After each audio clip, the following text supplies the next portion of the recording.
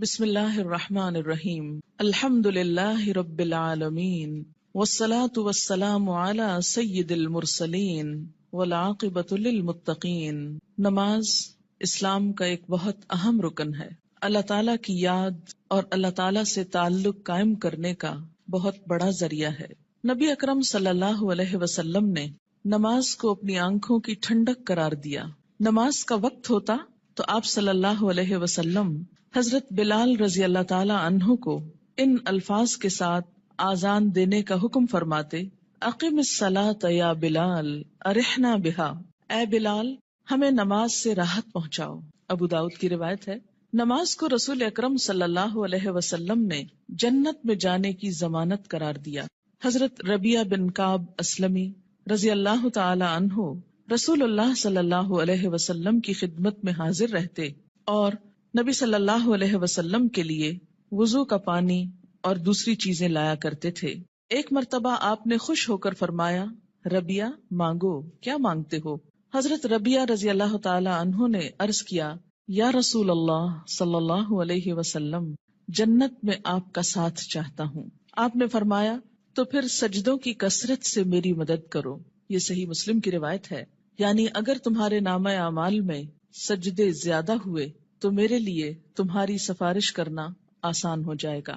اللہ تعالیٰ نے قرآن پاک میں کامیاب لوگوں کی نشانی یہ بتائی ہے کہ وہ نماز کی پابندی کرتے ہیں۔ سورۃ المؤمنون آیت 9۔ سورۃ نور میں فرمایا کہ انہیں تجارت اور خرید و فروخت اللہ کی یاد اور نماز قائم کرنے اور زکوٰۃ دینے سے غافل نہیں کرتی۔ اللہ تعالیٰ نے نماز کو اقامت دین کی تمام تر جد و جہد کا حاصل قرار دیا۔ ارشاد باری تعالیٰ ہے: اگر ہم انہیں زمین میں اقتدار بخشیں، یعنی مسلمان زمین میں عروج کو پہنچے، طاقتور ہوں، تو وہ نماز قائم کریں گے، یعنی لوگوں کو اللہ کے آگے جھکائیں گے، زکوٰۃ ادا کریں گے، نیکی کا حکم دیں گے اور برائی سے منع کریں گے۔ یہ ایک اسلامی حکومت کی بنیادی خصوصیات ہیں۔ تکلیف، دکھ اور رنج کے وقت مومن کا یہی سب سے بڑا سہارا ہے۔ ارشاد باری تعالیٰ ہے: اے لوگو جو ایمان لائے ہو، اللہ سے صبر اور نماز کے ساتھ مدد مانگو۔ حضرت ابراہیم علیہ السلام اللہ تعالیٰ کے حکم پر اپنے اہل و عیال کو بیت الحرام کے پاس بے آب و گیاہ جگہ پر لے آئے تو بارگاہ رب العزت میں یہ دعا کی کہ میرے رب مجھے اور میری اولاد کو نماز قائم کرنے والا بنا۔ حضرت اسماعیل علیہ السلام کے جن اوصاف کا ذکر قرآن پاک میں آتا ہے ان میں سے ایک یہ بھی ہے، وہ اپنے گھر والوں کو نماز اور زکوٰۃ کا حکم دیتے تھے۔ آپ صلی اللہ علیہ وسلم کو بھی اس بات کا حکم دیا گیا کہ آپ اپنے اہل و عیال کو نماز کا حکم دیں اور خود بھی اس کے پابند رہیں۔ قرآن کریم سے ہدایت حاصل کرنے والے خوش نصیب لوگوں کی اللہ تعالیٰ نے جو نشانیاں بتائی ہیں ان میں سے ایک نشانی یہ بھی ہے کہ وہ نماز قائم کرنے والے لوگ ہیں۔ ذالک الکتاب لا ریب فیہ ھدی للمتقین الذین یؤمنون بالغیب ویقیمون الصلاۃ۔ نماز میں غفلت، کاہلی اور سستی سے کام لینے کو اللہ تعالیٰ نے منافقین کی نشانی بتایا ہے کہ اذا قاموا الی الصلاۃ قاموا کسالی، کہ منافق جب نماز کے لیے اٹھتے ہیں تو سستی کے ساتھ اٹھتے ہیں۔ یراؤن الناس، محض لوگوں کو دکھانے کے لیے۔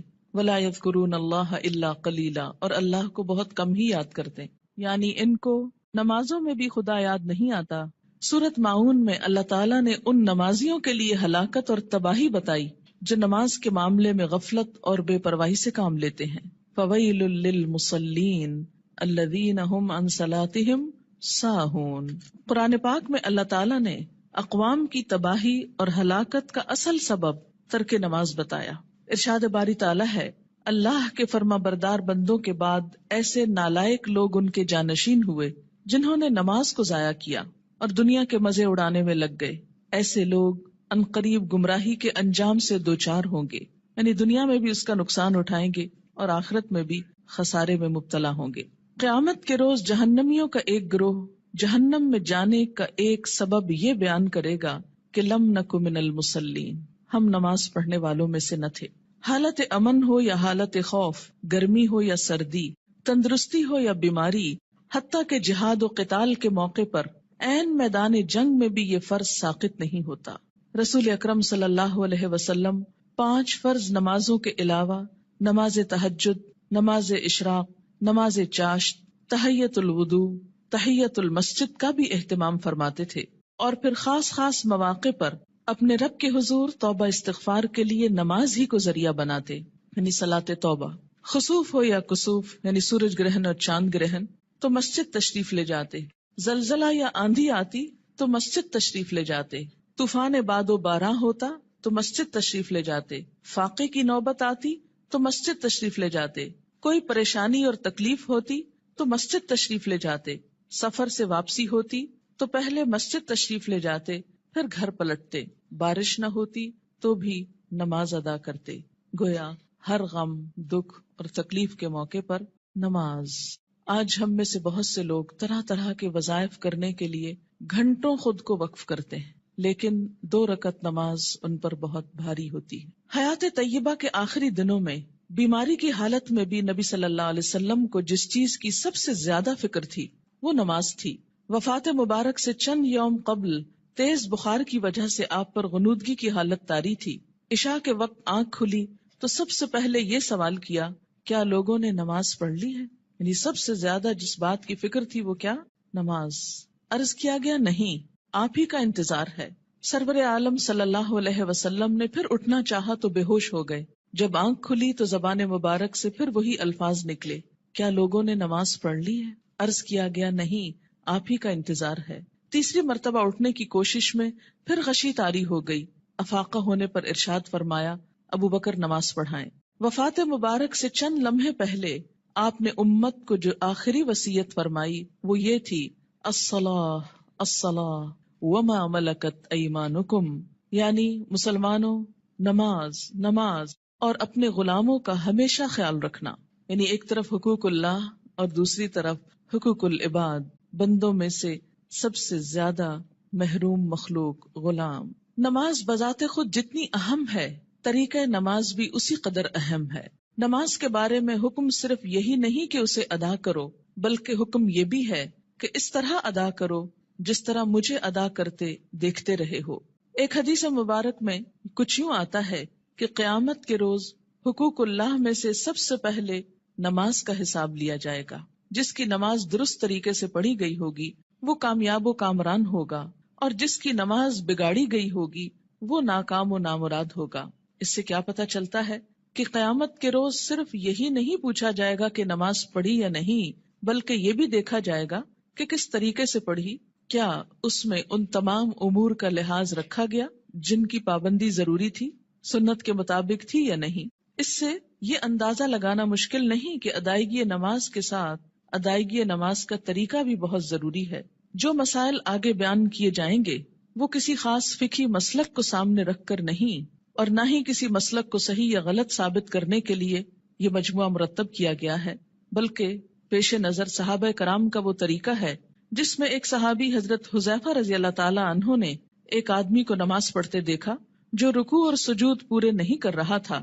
جب وہ آدمی نماز سے فارغ ہوا تو حضرت حذیفہ رضی اللہ تعالی عنہ نے اسے بلا کر کہا، تم نے نماز نہیں پڑھی، اور اگر اسی طرح کی نماز پڑھتے پڑھتے مر گئے تو طریقہ اسلام کے خلاف مرو گے. یعنی اگر رکوع سجدہ صحیح طور پر ادا نہیں ہوا مکمل طور پر تو وہ نماز پھر نماز نہیں، ایک مذاق ہے نماز کا.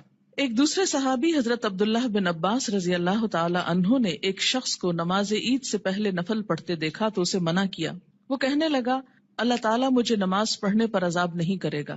حضرت عبداللہ بن عباس نے فرمایا، اللہ تعالیٰ تجھے سنت رسول صلی اللہ علیہ وسلم کی مخالفت کرنے پر ضرور عذاب دے گا، کیونکہ آپ نے کبھی نماز عید سے پہلے عیدگاہ میں نفل نہیں پڑھے تھے. ایسے کاموں سے کیوں اتنی شدت سے روکا گیا؟ کیونکہ اس سے دین بوجھل ہو جاتا ہے. اگر ایک شخص ایک رو میں آ کے کرتا ہے، دوسرا اس کو دیکھ کے کل ایک پورا وہ طریقہ بن جائے گا اور لوگ اس کو اپنے لیے لازم قرار دے دیں گے اور بلا وجہ دین کو بھاری کر لیں گے. ایک اور صحابی حضرت عمارہ بن رویبہ رضی اللہ تعالی عنہ نے خطبہ جمعہ کے دوران حاکم وقت کو ممبر پر ہاتھ بلند کرتے دیکھا تو کہا، اللہ خراب کرے ان ہاتھوں کو.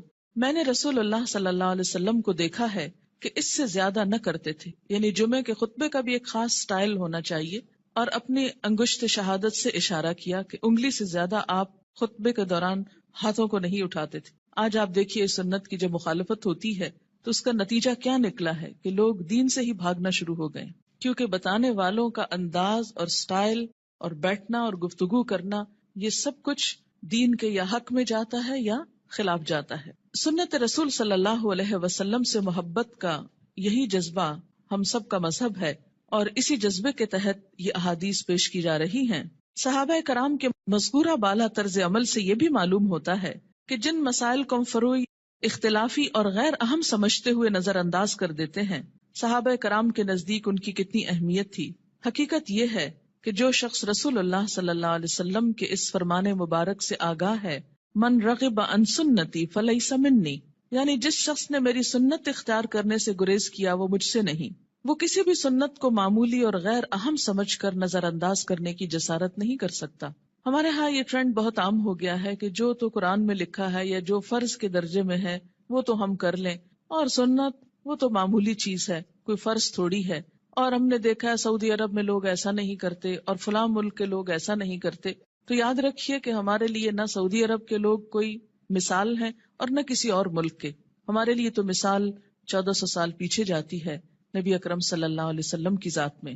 سب سے پہلے نماز کے لیے نیت کا درست ہونا ضروری ہے، کیونکہ نیت کے بغیر اگر کوئی شخص وہ تمام ایکشنز کرے جو نماز کے ہوتے ہیں تو اس کی نماز نہ ہوگی۔ کسی بھی عمل کے اجر و ثواب کا دار و مدار نیت پر ہے۔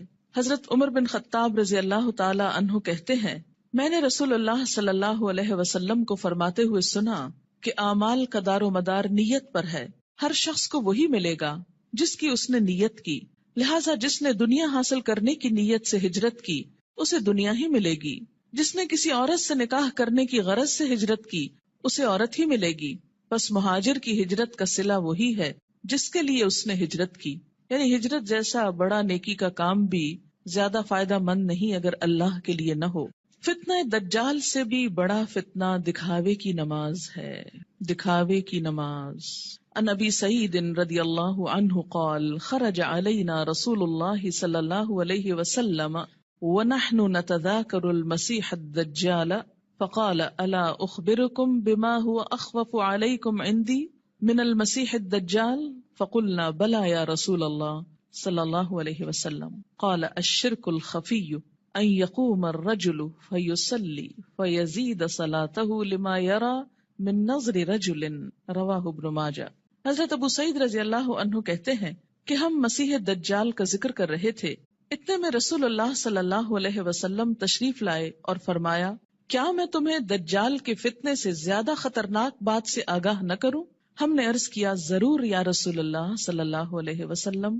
آپ نے فرمایا، شرک خفی یعنی خفیہ شرک جس کو پروناؤنس نہ کیا جائے لیکن وہ دل میں چھپاؤ، یہ دجال سے بھی زیادہ خطرناک ہے، اور وہ یہ ہے کہ ایک آدمی نماز کے لیے کھڑا ہو اور نماز کو اس لیے لمبا کرے کہ کوئی آدمی اسے دیکھ رہا ہے، یعنی تنہائی میں نماز پڑھے تو چھوٹی سی پڑھ لے، قل هو اللہ پڑھ کے ختم کر دے، اور اگر لوگوں کے بیچ میں پڑھ رہا ہے، لوگوں کے ساتھ پڑھ رہا ہے تو صرف اس لیے لمبی کر دے کہ لوگ دیکھیں گے تو پھر ان کے نزدیک میں بہت نیک کہلاؤں گا۔ اسے شرک بھی کہا گیا، یعنی شرک خفی، اور اسے دجال کے فتنے سے زیادہ بدترین چیز قرار دیا گیا۔ اور یہ بندوں کو بھی دھوکہ دینا ہے اور اللہ کو بھی۔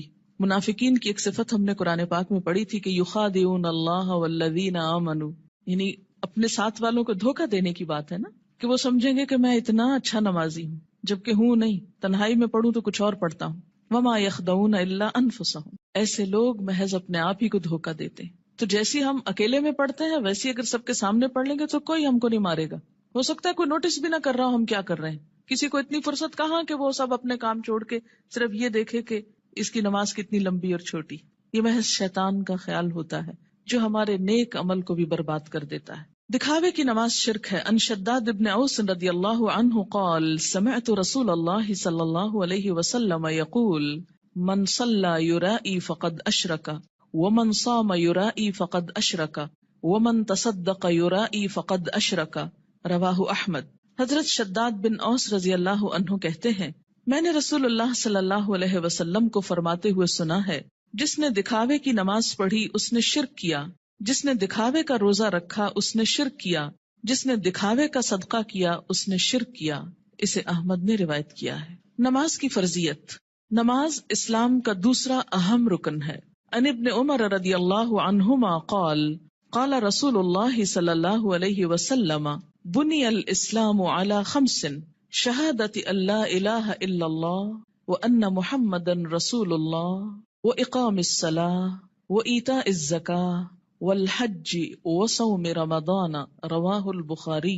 حضرت عبداللہ بن عمر رضی اللہ عنہ کہتے ہیں کہ رسول اللہ صلی اللہ علیہ وسلم نے فرمایا، اسلام کی بنیاد 5 چیزوں پر رکھی گئی ہے، اس بات کی شہادت، گواہی کہ اللہ کے سوا کوئی الہ نہیں اور محمد صلی اللہ علیہ وسلم اللہ کے رسول ہیں، نمبر 2 نماز قائم کرنا، نمبر 3 زکوٰۃ ادا کرنا، نمبر 4 حج کرنا، نمبر 5 رمضان کے روزے رکھنا۔ اسے بخاری نے روایت کیا ہے۔ ہجرت سے قبل 2 رکعت اور ہجرت کے بعد 4 رکعت نماز فرض ہوئی، یعنی نماز کی فرضیت کیسے ہوئی؟ مکہ میں کیسے تھی؟ ہجرت سے قبل 2 فرض اور بعد میں 4 ہو گئے اور فجر 2 ہی رہی۔ عن عائشہ رضی اللہ عنہا قالت فرض اللہ الصلاۃ حین فرضها رکعتین فی الحضر والسفر فاقرت صلاۃ السفر وزید فی صلاۃ الحضر متفق علیہ۔ حضرت عائشہ رضی اللہ تعالی عنہا فرماتی ہیں، جب معراج کی رات اللہ تعالیٰ نے نماز فرض کی تو حضر و سفر، حضر کہتے ہیں حاضر ہونا، گھر میں رہنا، دونوں کے لیے 2 رکعت نماز فرض کی، بعد میں سفر کی نماز 2 رکعت برقرار رکھی گئی اور حضر کی نماز میں اضافہ کر دیا گیا۔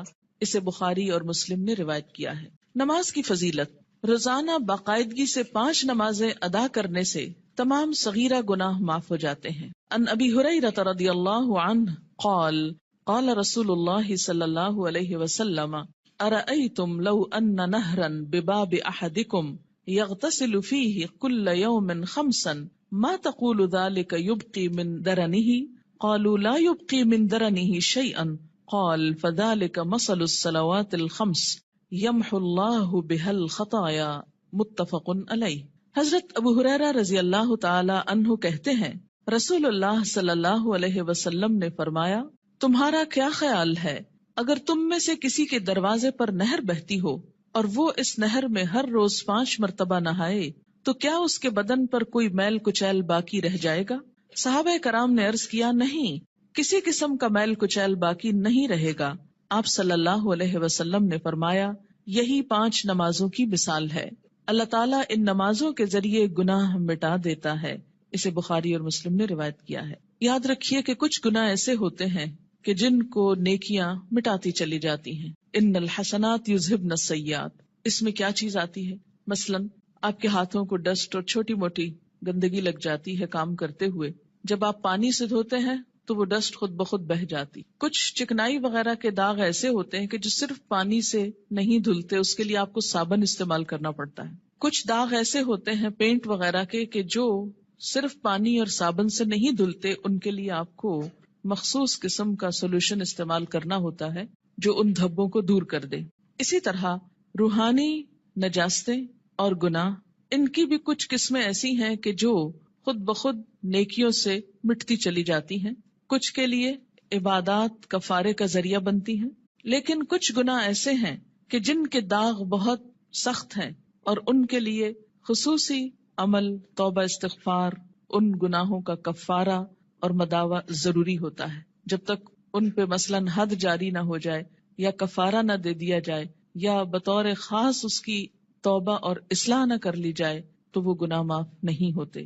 تو اسی لیے اس حدیث کا یہ جو معنی کیا گیا ہے یمحو اللہ بہل خطایا، تو خطایا سے مراد کیا ہے؟ عام چھوٹے موٹے گناہ جو انسان ہونے کے ناطے بھول چوک کر اچانک انسان سے سرزد ہو جاتے ہیں۔ آپ منہ سے کچھ کہنے چلے تھے، کچھ اور کہہ بیٹھے، آپ کی نیت نہیں تھی، ارادہ نہیں تھا، اچانک ہی کچھ ہو گیا، پھر احساس ہوتا ہے، پھر آپ دوبارہ اس کی اصلاح کرتے ہیں، لیکن بسا اوقات وہ بھی بھول جاتے ہیں۔ تو ایسے میں کیا ہے کہ جو چیزیں انجانے میں نہ چاہتے ہوئے انسان سے ہو جائیں تو اللہ تعالیٰ انسان کے گناہوں کو مختلف عبادات کے ذریعے دھوتا رہتا ہے۔ نماز گناہوں کی آگ کو ٹھنڈا کرتی ہے۔ عن انس بن مالک رضی اللہ عنہ قال قال رسول اللہ صلی اللہ علیہ وسلم ان للہ ملکا ینادی عند کل صلاة یا بنی آدم قوموا الی نیرانکم التی اوقدتموها فاطفئوها رواہ الطبرانی فی الاوسط۔ حضرت انس بن مالک رضی اللہ تعالی عنہ کہتے ہیں، رسول اللہ صلی اللہ علیہ وسلم نے فرمایا، ہر نماز کے وقت اللہ تعالیٰ کا مقرر کردہ فرشتہ پکارتا ہے، لوگو اٹھو اس آگ کو بجھانے کے لیے جسے تم نے اپنے گناہوں سے جلایا ہے. یعنی انسان کے گناہ انسان کے لیے جہنم کی آگ تیار کرتے ہیں، لیکن جب انسان نماز پڑھتا ہے آگ بجھ جاتی. 5 نمازیں باقاعدگی سے ادا کرنے والا قیامت کے دن صدیقین اور شہداء کے ساتھ ہوگا.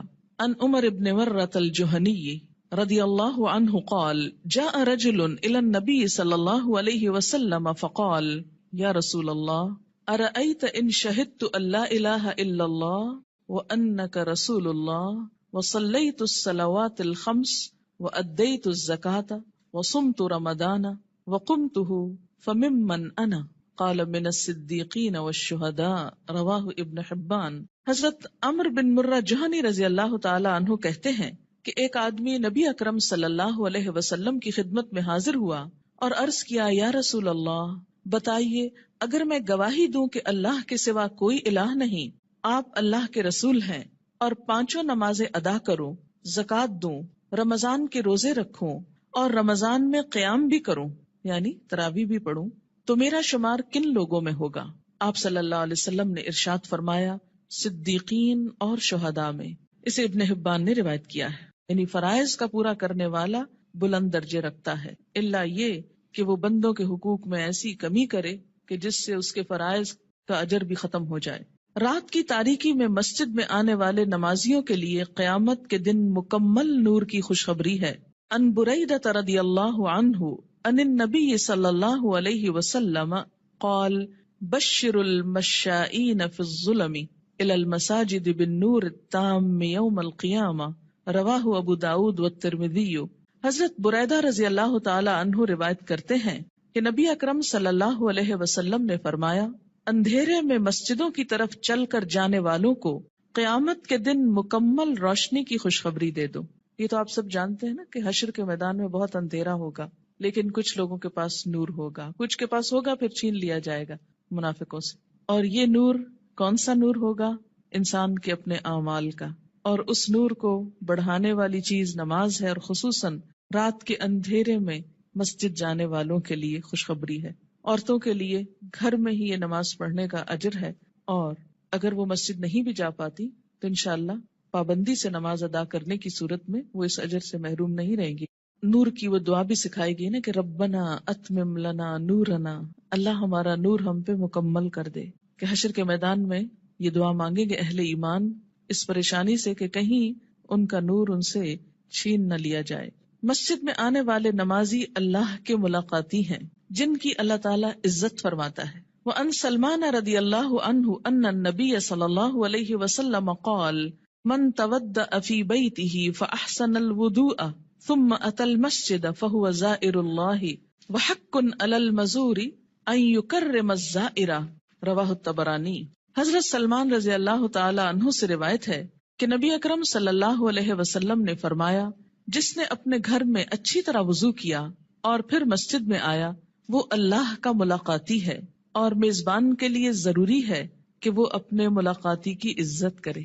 قیامت کے دن ایسے لوگوں کو عزت کے ساتھ جنت میں رکھا جائے گا، عزت کا لباس پہنایا جائے گا اور عزت کا مقام دیا جائے گا. وَلَهُمْ أَجْرٌ کریم کی جو بات آتی ہے، کریم عزت والا. نماز کی اہمیت. بے نماز کا انجام قارون، فرعون، حامان اور ابی ابن خلف کے ساتھ ہوگا. ان عبداللہ ابن عمرو ابن العاص رضی اللہ عنہما ان النبی صلی اللہ علیہ وسلم انہ ذکر الصلاة یوما فقال من حافظ علیہا كانت له نورا وبرهانا ونجاة يوم القيامة ومن لم يحافظ عليها لم يكن له نورا ولا برهانا ولا نجاة وكان يوم القيامة مع قارون وهامان وفرعون وأبي بن خلف رواه ابن حبان. حضرت عبداللہ بن عمرو بن العاص رضی اللہ تعالی عنہ کہتے ہیں کہ نبی اکرم صلی اللہ علیہ وسلم نے ایک دن نماز کا ذکر کرتے ہوئے فرمایا جس شخص نے نماز کی حفاظت کی اس کے لیے نماز قیامت کے روز نور، برہان اور نجات کا سبب ہوگی، اور جس نے نماز کی حفاظت نہ کی اس کے لیے نہ نور ہوگا، نہ برہان، نہ نجات. نیز قیامت کے روز اس کا انجام قارون، فرعون، حامان اور ابی ابن خلف کے ساتھ ہوگا.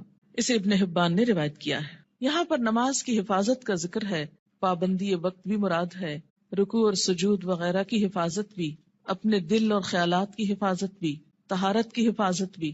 تو ایسی نماز پڑھنے والے کی اللہ تعالیٰ بھی حفاظت فرمائیں گے، اور قیامت کے دن اس کے لیے یہ نماز سراسر فائدے کا سبب ہوگی. اور اگر نہیں تو ایسا شخص فرعون، قارون، جو مال کی محبت میں گرفتار تھا، کیونکہ عموماً انسان نمازوں کی پرواہ کیوں نہیں کرتا؟ مال کی محبت میں گرفتار ہو کر. فرعون حکومت اور جاہ و مال کی وجہ سے، تکبر کی وجہ سے. حامان جو اس کا مشیر تھا، جو فرعون کی خوشنودی حاصل کرنے کے لیے اسی کے دین پر تھا اور اسی کا مددگار اور وزیر تھا. آج بھی دنیا میں بہت سے ایسے لوگ ہیں جو اپنے بڑوں کی خوشنودی حاصل کرنے کے لیے اپنے کسی باس کی یا کسی بڑے کی اس کا کام کرتے کرتے یا اس کی خوشامد کرتے کرتے اللہ تعالیٰ کا یہ حق بھول جاتے ہیں. اور اسی طرح ابی ابن خلف اسلام دشمنوں میں سے تھا.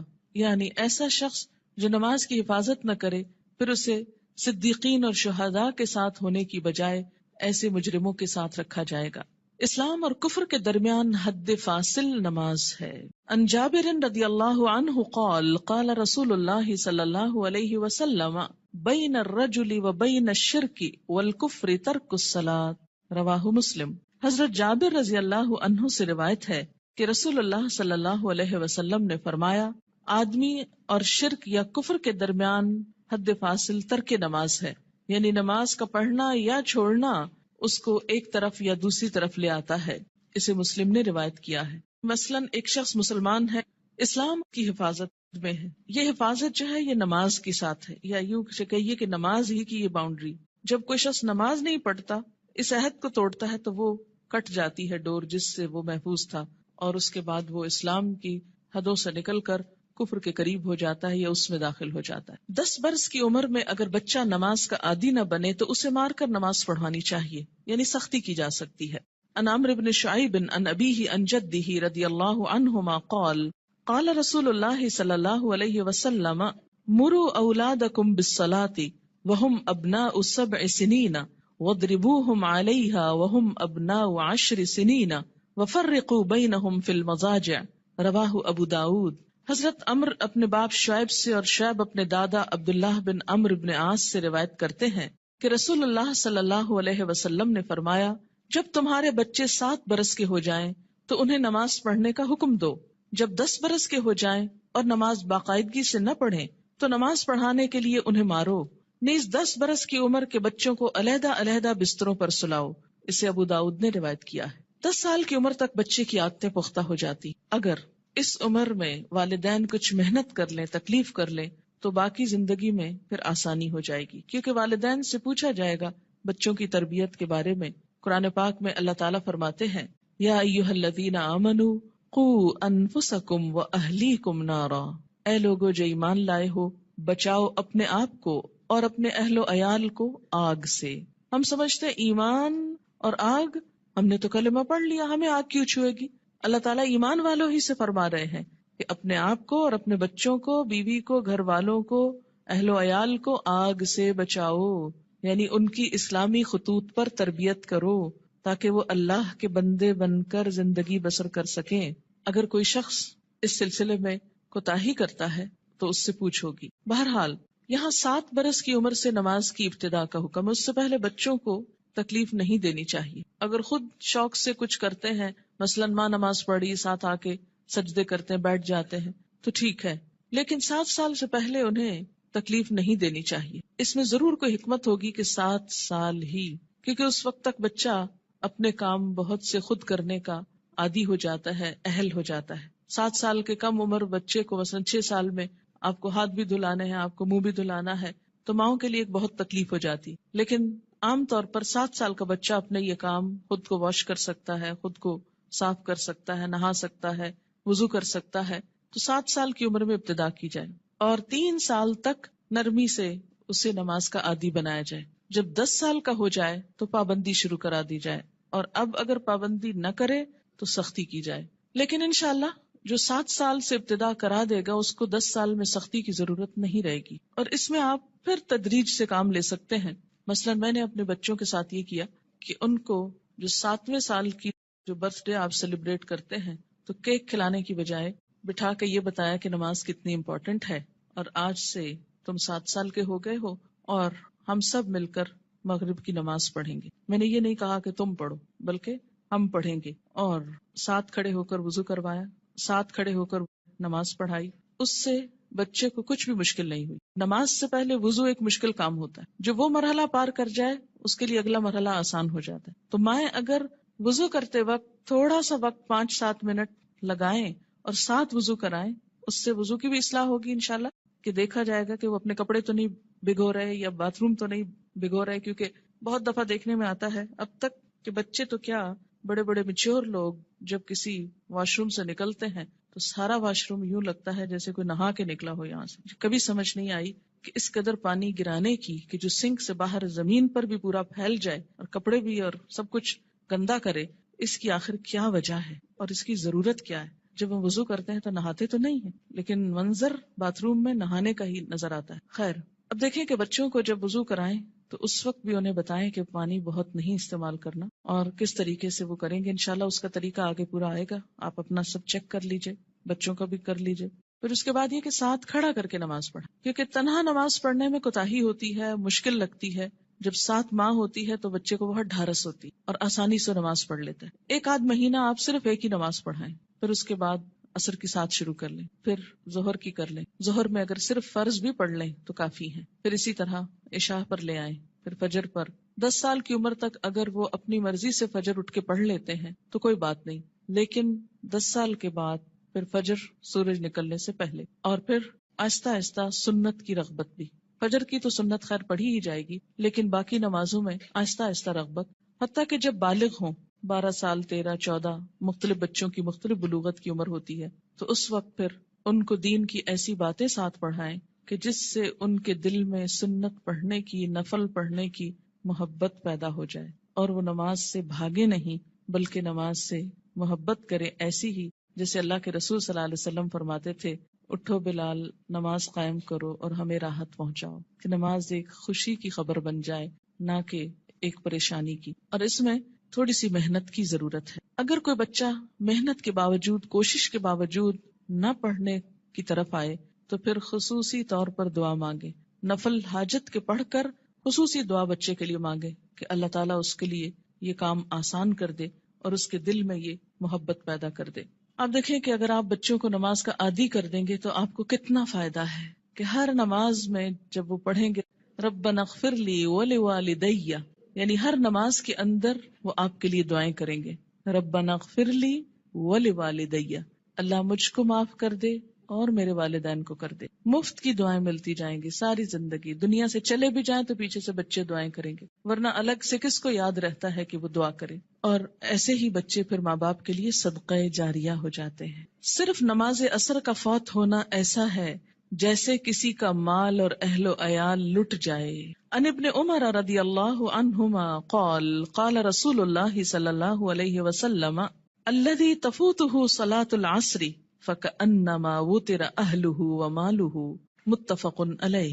حضرت عبداللہ بن عمر سے روایت ہے، رسول اللہ صلی اللہ علیہ وسلم نے فرمایا، جس شخص کی نماز عصر فوت ہو جائے اس کی حالت اس شخص کی طرح ہے جس کا اہل و عیال اور مال و اسباب ہلاک ہو گیا ہو. صرف نماز عصر قضا کرنا ایسا ہے گویا کسی کا گھر گر جائے، بال بچے سب مر جائیں اس میں، اور پورا مال بھی تباہ ہو جائے، یا گھر والوں سمیت گھر کو آگ لگ جائے اور ہر چیز راکھ ہو جائے. ایسا حادثہ اگر کہیں ہو جائے تو انسان دنوں یاد رکھتا ہے، لیکن نماز قضا کر کے کتنا دکھ اور تکلیف ہم محسوس کرتے ہیں وہ ہم سب اپنے دلوں سے پوچھ سکتے ہیں. یہ نقصان دنیا میں نظر نہیں آتا اس لیے دکھ بھی نہیں ہوتا، آخرت کے دن یہ نقصان نظر آئے گا اور تلافی کی کوئی صورت نہ ہوگی، کوئی موقع نہ ہوگا.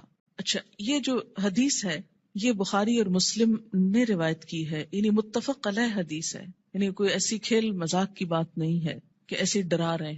نماز سے غفلت کی سزا. حضرت سمرہ بن جندب رضی اللہ تعالی عنہ روایت کرتے ہیں کہ آن حضور صلی اللہ علیہ وسلم اپنے اصحاب سے پوچھا کرتے، کیا تم میں سے کسی نے کوئی خواب دیکھا ہے؟ سمرہ کہتے ہیں پھر اللہ تعالیٰ جس کے لیے چاہتا وہ اپنا خواب بیان کرتا، یعنی اللہ کے اذن سے لوگ اپنا خواب بیان کرتے. ایک دن صبح کے وقت ایسا ہوا، آن حضرت صلی اللہ علیہ وسلم نے فرمایا، گزشتہ رات کو میرے پاس دو فرشتے آئے، جبرائیل اور میکائیل علیہ السلام. دونوں نے مجھ کو اٹھایا اور کہنے لگے چلو. میں ان کے ساتھ چلا. ایک آدمی کے پاس پہنچے جو کروٹ پر لیٹا ہے، یعنی پہلو پہ لیٹا ہوا ہے، اور دوسرا شخص جو ایک فرشتہ ہے پتھر لیے ہوئے اس کے سر پہ کھڑا ہے. وہ کیا کرتا ہے؟ جھک کر پتھر سے اس کا سر کچل ڈالتا ہے. یعنی کھڑا آدمی جھک کر پتھر سے سر کچلتا ہے اور پتھر ڈھلک کر ادھر آ جاتا ہے. یعنی جب وہ پھینکتا ہے سر کچل کر پتھر دوسری طرف چلا جاتا ہے. وہ شخص پتھر کو سنبھالنے کے لیے جاتا ہے، دوسری طرف جا کے پتھر اٹھاتا ہے، اور جب پتھر لے کر آتا ہے تو اس لیٹے ہوئے شخص کا سر جڑ کر جیسے پہلے تھا ویسے ہی ہو چکا ہوتا ہے. پھر وہ پتھر مار کر اس کا سر کچلتا ہے. ایسا ہی پھر برابر ہوتا رہتا ہے کہ مارا جاتا ہے، سر کچلا جاتا ہے، جب تک پتھر کو دوبارہ اٹھایا جاتا ہے سر پھر درست ہو جاتا ہے، پھر مارا جاتا ہے. یہ بار بار سر کا درست ہونا اور بار بار مارا جانا یہ دراصل عذاب کی شدت کی طرف اشارہ ہے. میں نے کہا، کس نے؟ نبی صلی اللہ علیہ وسلم نے ان فرشتوں سے پوچھا، سبحان اللہ، یہ دونوں کون ہیں؟ انہوں نے کہا چلو، یعنی ابھی نہیں پوچھو. ہم پھر چل پڑے اور ایک شخص پر پہنچے جو سیدھا لیٹا ہوا ہے، چت لیٹا ہوا ہے، اور اس کے پاس ایک اور شخص لوہے کی سنی لیے ہوئے کھڑا ہے، یعنی لوہے کا ایک ہیمر سا. وہ کیا کرتا ہے؟ اس کے منہ کے ایک طرف جا کر اس کا گلپھڑا گدی تک پھاڑ ڈالتا ہے، یعنی منہ کے اندر سے، اور نتنے اور آنکھ کو بھی اسی طرح گدی تک چیر دیتا ہے، نتنے کو بھی، آنکھ کو بھی، منہ کو بھی. پھر منہ کی دوسری طرف جا کر بھی ایسا ہی کرتا ہے، اور جب ایک طرف کا چیرتا ہے تو دوسری طرف جا کر بھی ایسا ہی کرتا ہے، اور جب ایک طرف چیر چکا ہوتا ہے تو دوسری طرف بالکل درست ہو چکی، نہیں پہلے ایک طرف پھر دوسری طرف، اتنے میں پہلا درست ہو چکا ہوتا ہے، اور پھر وہ اسی طرح اس کو چیرتا ہے، پھر وہ درست ہو جاتا ہے. ایسا ہی برابر ہو رہا ہے. میں نے اپنے ساتھ والے فرشتوں سے پوچھا، سبحان اللہ، یہ دونوں کون ہیں؟ انہوں نے کہا چلو چلو، یعنی ابھی آگے چلتے ہیں، ابھی نہ پوچھو. خیر، پھر ہم تینوں چلے. ایک گڑھے پر پہنچے جو تندور کی طرح تھا.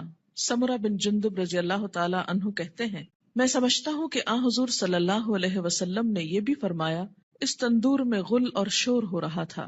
ہم نے جو جھانک کر دیکھا تو اس میں مرد اور عورتیں ہیں، لیکن سب ننگے، اور جب ان کے نیچے سے آگ کی لپٹ ان پر آتی ہے تو چلاتے ہیں. میں نے اپنے ساتھ والے فرشتوں سے پوچھا، یہ کون لوگ ہیں؟ انہوں نے کہا چلو، یعنی ابھی آگے چلتے ہیں. خیر، پھر ہم تینوں چلے اور ایک ندی پر پہنچے. سمرہ کہتے ہیں، میں سمجھتا ہوں کہ حضرت صلی اللہ علیہ وسلم نے فرمایا، اس کا پانی، ندی کا پانی خون کی طرح سرخ تھا، اور ایک شخص اس ندی میں تیر رہا تھا. ندی کے کنارے ایک اور شخص کھڑا تھا جس نے اپنے سامنے بہت سے پتھر اکٹھے کر رکھے تھے. یہ شخص جو ندی میں تیر رہا تھا، تیرتے تیرتے اس کنارے والے شخص کے پاس آتا اور اپنا منہ کھول دیتا. وہ اس کے منہ میں ایک پتھر دے دیتا، پھر ندی میں چل دیتا، پھر لوٹ کر آتا تو کنارے والا شخص ایک اور پتھر اس کے منہ میں دے دیتا. غرض جب وہ لوٹ کر آتا یہی ہوتا. میں نے اپنے ساتھ والے فرشتوں سے پوچھا، یہ دونوں کون ہیں؟ انہوں نے کہا چلو چلو چلو، چلتے ہیں. خیر، پھر ہم تینوں چلتے چلتے ایک نہایت بدصورت بد شکل مرد کے پاس پہنچے، بہت ہی بدصورت جو تم نے کبھی بھی دیکھا ہو. وہ کیا کر رہا تھا؟ آگ سلگا رہا تھا اور اس کے گرد دوڑ رہا تھا. میں نے اپنے ساتھ والے فرشتوں سے پوچھا، یہ کون ہے؟ انہوں نے کہا چلو چلتے ہیں. پھر ہم تینوں چلے. چلتے چلتے ایک بہت گھنے سبز باغیچے پر پہنچے. اس میں ہمہ قسم کے پھول تھے، یعنی ہر طرح کے پھول تھے. اس کے بیچوں بیچ ایک لمبے قد کا آدمی تھا، اتنا لمبا کہ مجھ کو اس کا سر دیکھنا مشکل ہو گیا، اور اس کے گرد بہت سے لڑکے جمع ہیں. اتنے لڑکے میں نے کبھی نہیں دیکھے. میں نے اپنے ساتھ والے فرشتوں سے پوچھا، یہ لمبا شخص کون ہے اور یہ لڑکے کون ہیں؟ انہوں نے کہا چلو چلتے ہیں، ابھی نہ پوچھو. خیر، پھر ہم تینوں چلے اور ایک بڑے باغ پر پہنچے. ایسا بڑا باغ اور عمدہ باغ میں نے کبھی نہیں دیکھا. میرے ساتھ والے فرشتوں نے مجھ سے کہا، اس باغ میں ایک درخت تھا، اس پر چڑھ جا. ہم تینوں اس پہ چڑھ گئے اور جاتے جاتے ایک شہر پر پہنچے جو سونے چاندی کی اینٹوں سے بنایا گیا تھا. ہم نے اس شہر کے دروازے پر آ کر دروازے کو کھلوایا. دروازہ کھولا گیا، ہم اس کے اندر گئے. وہاں ہم کو ایسے آدمی ملے کہ ان کا آدھا دھڑ تو نہایت خوبصورت، بہت ہی خوبصورت جو کبھی تم نے دیکھا ہو، اور آدھا بدصورت. میرے ساتھ والے فرشتوں نے ان سے کہا، جاؤ اس ندی میں گر پڑو، غوطہ لگاؤ. وہاں ایک اور ندی دکھائی دی جو چوڑائی میں بہ رہی تھی. اس کا پانی دودھ کی طرح سفید تھا، غرض یہ آدمی اس ندی میں کود پڑے، پھر جو لوٹ کر ہمارے پاس آئے تو ان کی بدصورتی جاتی رہی، ان کا پورا جسم خوبصورت ہو گیا۔ اب میرے ساتھ والے فرشتے کہنے لگے یہ شہر جنت العدن ہے، قرآن پاک میں آتا نا جنات عدن، ہمیشہ رہنے والا باغ، ایور گرین، اور یہی تمہارا مقام ہے۔ میری آنکھ جو اوپر اٹھی تو کیا دیکھتا ہوں، ایک محل ہے سفید ابر کی طرح، یعنی بادل کی طرح۔ ان فرشتوں نے کہا یہ تمہارا گھر ہے۔ میں نے کہا اللہ تم کو برکت دے، مجھ کو چھوڑو میں اپنے گھر میں جاؤں۔ انہوں نے کہا نہیں، ابھی تم اس گھر میں نہیں جا سکتے، لیکن بعد میں تم اس میں داخل ہوگے۔ میں نے کہا اچھا خیر، اس رات کو میں نے جو عجیب عجیب باتیں دیکھی تو ان کی حقیقت بیان کرو۔ انہوں نے کہا ہاں، اب ہم تم سے ان کی حقیقت بیان کرتے ہیں۔ پہلا شخص جو تم نے دیکھا جس کا سر پتھر سے کچلا جا رہا تھا، یہ وہ شخص ہے جس نے قرآن سیکھ کر اس کو چھوڑ دیا تھا۔ فرض نماز کا وقت قضا ہو جاتا اور وہ سویا رہتا، یعنی ایک ہی شخص کے دو عیب تھے۔ نمبر ایک، قرآن سیکھ کر اس کو چھوڑ دیا، یعنی پھر ویسا ہی ہو گیا جیسے اس نے کبھی اس کو پڑھا ہی نہ تھا۔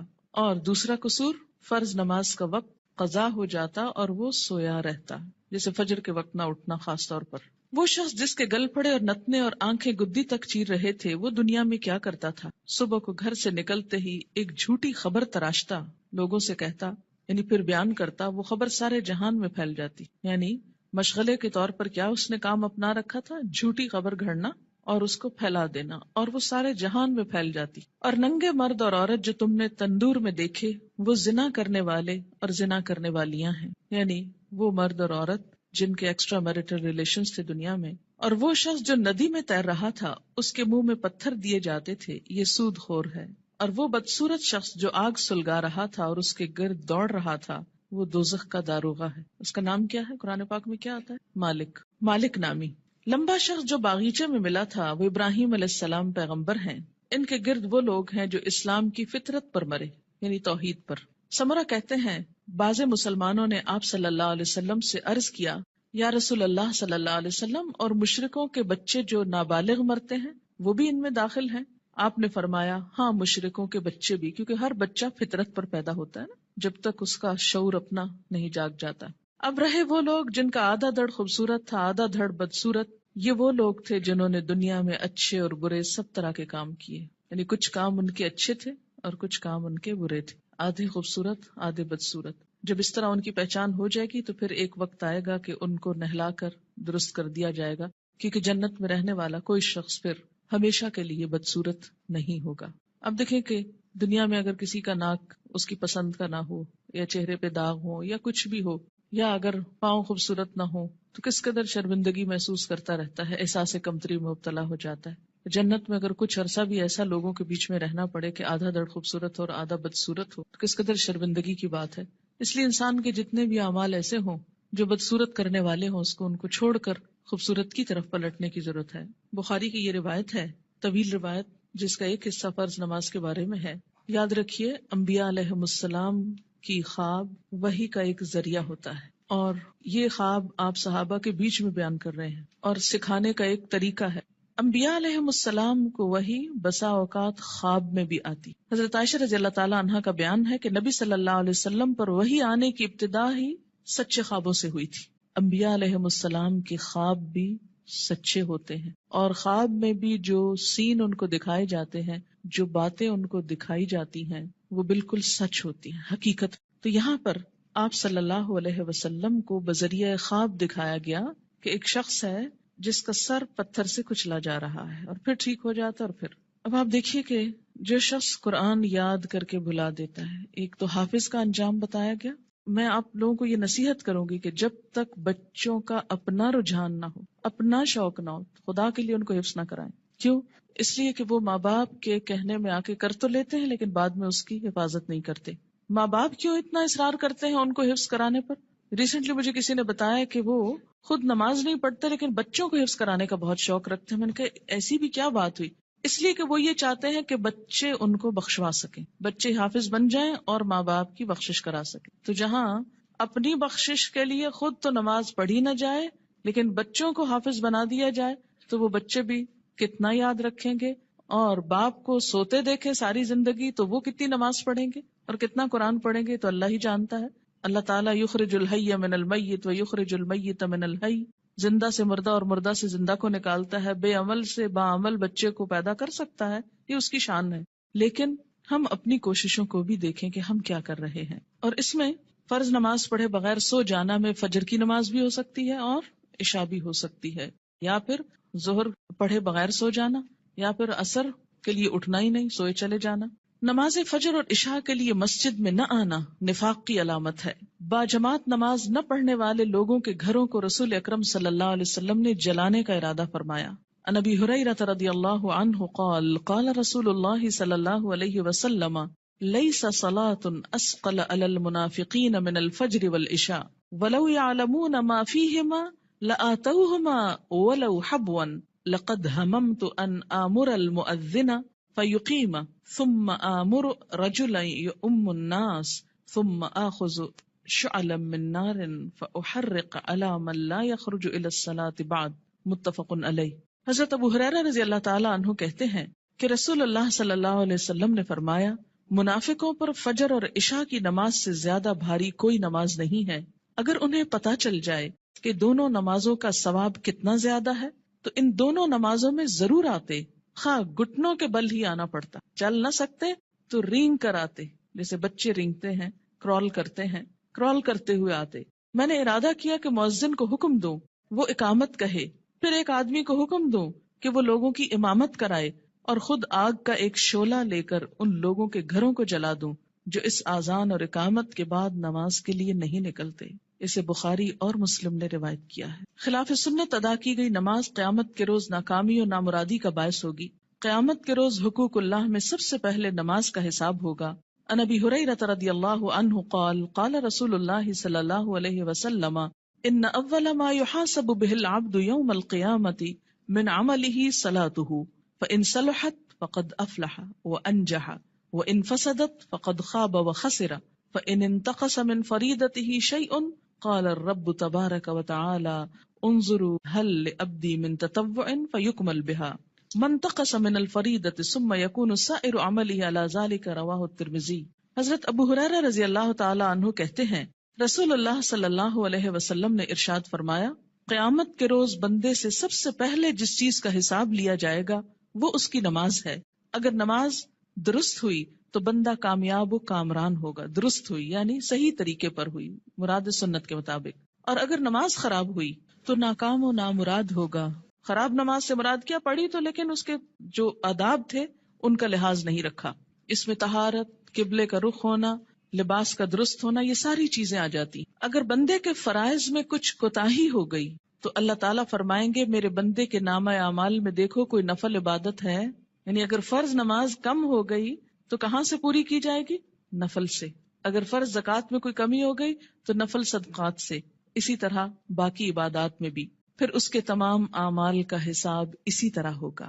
پہلے فرائض کو دیکھا جائے گا، اگر کوئی کمی ہو تو نوافل سے پوری کر دی جائے گی. لیکن اگر پڑھے ہی صرف فرض ہوں اور وہ بھی صحیح طریقے پر نہ ہو، اور نوافل کی طرف تو ہماری عام طور پر توجہ ہی کم ہوتی ہے. ہم میں سے کتنے نفل روزے رکھتے ہیں، کتنے نفلی صدقہ کرتے ہیں، کتنے نفل نماز پڑھتے ہیں، کتنے نفلی حج کرتے ہیں. نفل تو ایکسٹرا کے معنوں میں ہے، لیکن چلے اگر کم بھی ہے کچھ تو اس کو صحیح طریقے پر تو ادا کیا جائے تاکہ وہ قیامت کے دن نجات کا سبب بنے. وآخر دعوانا ان الحمد للہ رب العالمین.